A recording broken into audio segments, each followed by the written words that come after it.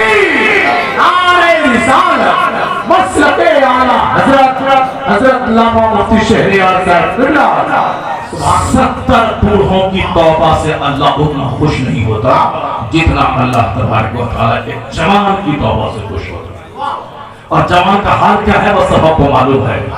تو 100 سال اگر اللہ تیری عمر دے دے، 15 سال بچپن، پھر 60 سال کے بعد بونس کے طور پر زندہ ہو، وہ بھی زندگی بوجھ ہے. زندگی بوجھ ہے 60 سال کے بعد. اب شوگر ہو گیا تو اب دن رات ڈاکٹر کے پاس جانا آنا، شوگر کی فکر کر رہا. یہ نہیں کر رہا کہ بڑھاپے میں اب پاؤں قبر میں لٹک گیا ہے تو اب مولانا سے یہ پوچھے کہ مولانا صاحب میرے جو لاکھوں گناہ ہیں یہ گناہ کیسے مٹیں گے، خاتمہ ایمان پر کیسے ہوگا، جنت میں کیسے جاؤں گا. یہ کوئی نہیں پوچھتا. یہی پوچھتا ہے کہ شوگر کی کوئی دوائی اچھی ہے دے دیجئے، اگر کوئی اچھا ڈاکٹر آپ کے پاس ہے تو دے دیجئے. مرنے کا ٹائم قریب آ گیا ہے، پاؤں قبر میں لٹکا ہوا ہے اور یہ صاحب ابھی جینے کی تمنا کیا کر رہا ہے. یہ نہیں کہ جو گناہ ہوئے اس گناہوں کی معافی کا سامان کیسے ہوگا، خاتمہ بالخیر کیسے ہوگا، جنت کیسے ملے گی، گناہ کیسے مٹیں گے. کوئی بوڑھا نہیں ملتا جو پوچھے کہ جنت کیسے جائیں گے، گناہ کیسے مٹے گا، ایمان کی حالت میں موت کیسے ہوگی، قبر کے عذاب سے کیسے بچیں گے. کوئی نہیں ملتا کیونکہ اس کو درد ہوتا ہے بھولنے اور ٹکنے کا. اس ساری توجہ اسی درد پہ ہے، اسی لیے وہ ڈھونڈتا ہے کوئی ٹکیا، کوئی دوائی، کوئی معجون، کوئی کیپسول مل جائے تاکہ ہمارے درد کا خاتمہ ہو جائے. بڑھاپے میں بیماری لے کے بیٹھو گے سجدہ نہیں کر پاؤ گے. بچپن کھیل تماشا، یہ جوانی کا گرین پیریڈ ہے.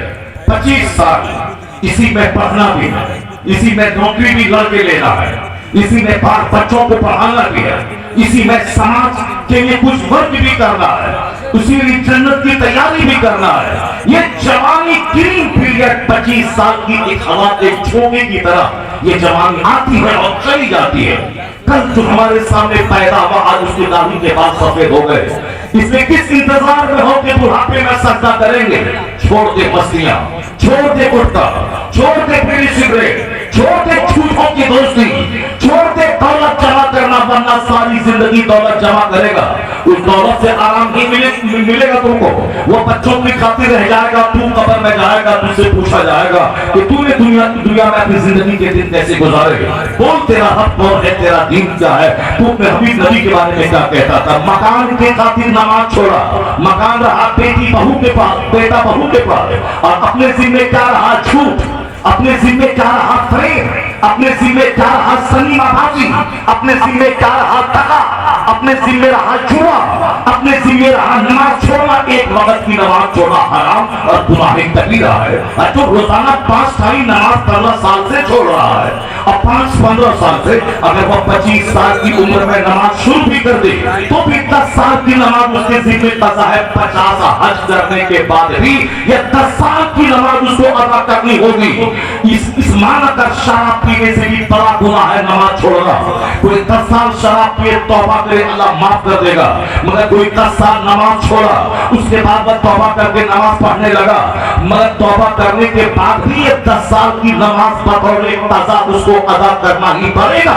چاہے وہ 50 عمرہ کیوں نہ کر لے، چاہے وہ 5 حج کیوں نہ کر لے، یہ 10 سال کی نماز اسے بطور قضا عمری ادا کرنا ہوگا. اس معنی کر نماز کتنا بڑا فرض ہے. تو اب نماز چھوڑ کے جو دولت کمایا، نماز چھوڑ کے جو زمین خریدا تو دوسرے عیش کریں گے. اس کا کیا ہوگا قبر میں، اس کا کیا ہوگا حشر میں. اس لیے حضور کہتے ہیں من شر الناس منزلۃ یوم القیامہ اصحاب آخرتہ فی دنیا غیرہ. مصطفیٰ کہتے ہیں اس قیامت کے دن سب سے بد نصیب، سب سے برا شخص وہ ہے جو دوسروں کی دنیا بنانے کے چکر میں اپنی آخرت کو برباد کر رہے ہیں. من شر الناس منزلۃ یوم القیامہ اصحاب آخرتہ فی دنیا غیرہ. سب سے برا شخص وہ ہے جو دوسروں کی دنیا بنانے کے چکر میں اپنی آخرت کو برباد کر دیا. قیامت کے دن کوئی بچہ کام نہیں آئے گا. اے بھائی صاحب یہی سب ہے. محمد علی کی نام میں پورا ہنگامہ ہو رہا ہے جیسے کہ بہت بڑا عاشق رسول بیٹھا ہوا ہے. ایک وقت کی نماز جو چھوڑ دے وہ عاشق رسول نہیں ہے. وہ عاشق رسول نہیں ہے، وہ چاہے وہ ہزار کو رٹتا رہے عاشق رسول ہے۔ بہت سارے لوگ ہیں جو کرینہ کا عاشق ہے، امیتابھ کا عاشق ہے، کرکٹ کا عاشق ہے، دوسرا لتا منگیشکر کے گانے کا عاشق ہے، وہ بھی اس کی محبت میں گاتا ہے، گانا سنتا ہے، گاتا ہے۔ تو گانا گا کے رونا، یہ تو فلم میں بھی لوگ روتے ہیں۔ جو بے نمازی نعت سن کے روتا ہے اس کا آنسو چھوٹا ہے، وہ ہے سچا عاشق رسول اعلیٰ حضرت فاضل بریلوی، جس کی زندگی میں کوئی نماز قضا نہیں ہوئی۔ ان سے بڑا شاعر، ان سے بڑا عاشق کون ہوگا جو مسجد میں ہاتھ زمین پہ رکھ کے رگڑتے ہوئے مسجد پہنچتے تھے، مسجد میں جا کے نعرہ تکبیر، نعرہ رسالت، مفتی شہریار صاحب جھوٹ کی شاعری، نماز غائب ہے، یہ عاشق رسول ہے۔ وہ عاشق رسول ہو ہی نہیں سکتا ہے جو بھی نمازی ہو۔ اسے بہتر تھا کہ مدینہ نہ جائے، وہ نماز پڑھے، مدینہ نہ جائے، وہ مصطفیٰ کی حدیث پر عمل کرے، حضور کی سنت پر عمل کرے۔ بے شمار علماء صوفیہ غنی جس نے خواب میں مصطفیٰ کا دیدار انڈیا میں کیا ہے، پیسہ نہیں تھا وہ حج نہیں کیا۔ یہ بات میں تم سے اس لیے کہہ رہا ہوں کہ بہت سارے لوگ ہیں آج حج کر کے آنے کے بعد بھی نماز نہیں پڑھتے، بہت سارے لوگ ہیں عمرہ کرنے کے بعد بھی نماز نہیں پڑھتے، بہت سارے لوگ ہیں جو صرف دوسروں کے جذبات سے کھیلنے کے لیے مدینہ مدینہ کی رٹ لگاتے ہیں، بغداد بغداد کی رٹ لگاتے ہیں تاکہ دوسروں کے جذبات سے کھیلا جائے۔ یہ غلط بات ہے۔ اس لیے ہمارے یہاں کوئی ڈی ایم کیوں نہیں بنتا؟ کیونکہ ڈی ایم بننے پر کوئی زور نہیں دیتا۔ ہمارے یہاں نمازی کیوں نہیں بنتے؟ کیونکہ نماز کی فضیلت پہ خطاب نہیں ہوتا۔ ہمارے یہاں عالم کیوں نہیں بنتے؟ کیونکہ علم کی فضیلت پہ خطاب نہیں ہوتا۔ اس لیے ہر مدرسہ والا سوچتا ہے کہ 2 سال میں بچوں کو پڑھا کے 10 سال دے دیں، پبلک سے چندہ لیں اور مکان بنائیں، اپنا کام چلتا رہے۔ ایک بچہ کو حافظ اعلیٰ حضرت نے اپنے بیٹے مفتی اعظم ہند کو حافظ بنایا، اعلیٰ حضرت نے اپنے بیٹے حجت الاسلام کو حافظ بنایا، حجت الاسلام نے اپنے بیٹے مفسر اعظم ہند ابراہیم رضا کو حافظ بنایا، ابراہیم رضا خان نے اپنے بیٹے تاج الشریعہ کو حافظ بنایا۔ وہ تو عرب بڑھاپے میں حافظ بنے۔ اعلیٰ حضرت کو جب عالی فاضل بن کے دین کی خدمت کرنے لگے تو 10 سال سے پہلے وہ 1 مہینے میں حافظ بنے، پر ان کے باپ مفتی نقی علی خان نے حافظ نہیں بنایا، کیونکہ صرف گورا حافظ بننا کمال نہیں ہے، علم دین سیکھنا، عالم دین بننا، فقیہ بننا یہ کمال ہے۔